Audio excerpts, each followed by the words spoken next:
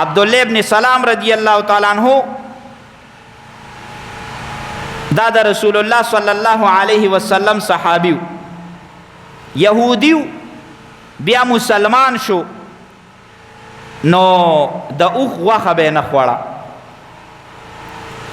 چاته تپوس کوي دا ولې نه خوري؟ وی یره دا به یعقوب علیه السلام نه خوړه. یو ځل یعقوب علیه السلام د څه وجې نه قسم وخوړه چې زه به د اوښ غوښه نه خورم.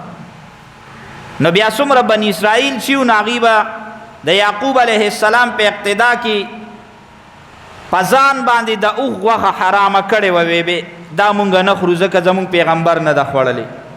نو عبدالله ابن سلام رضی الله تعالی عنه چې کله مسلمان شو، نو هغه به هم د اوښ غوښه نه خوړه.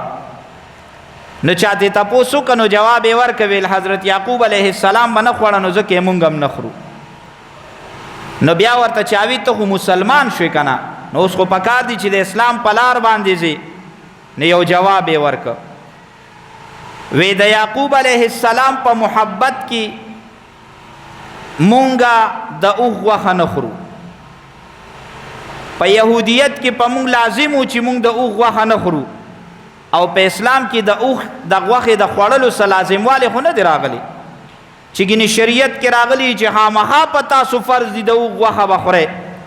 نو دې کې فرض نه ده او هغې کې خوړل نه دي پکار، نو لہذا زه نه خورم. مفسرین فرمایي د قرآن یو لوی آیات نازل شو، یا ایها الذین آمنوا ادخلوا فی السلم کافه، اے مومنانو په اسلام کې پورا پورا داخل شیخا، دا نه چې نیم عادتونه خو د یهودیت کوم او نیم به د اسلام کوم، نه په اسلام کې پورا پورا داخل شه. که یو چیز په اسلام کې خوړل حلال دی، ولی په ځان حرامه، ولی ته ځان بندې؟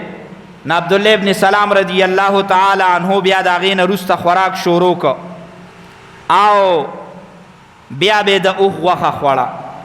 نو دا هم نه ده چې یو انسان حلال او ګټلی شوي چیز په ځان باندې حرام کی، خو په خوراک کې اعتدال پکار دی. په خوراک کې کم خوراک پکار دی، د زیات خوراک نه او د اسراف نه ځان ساتل پکار دی.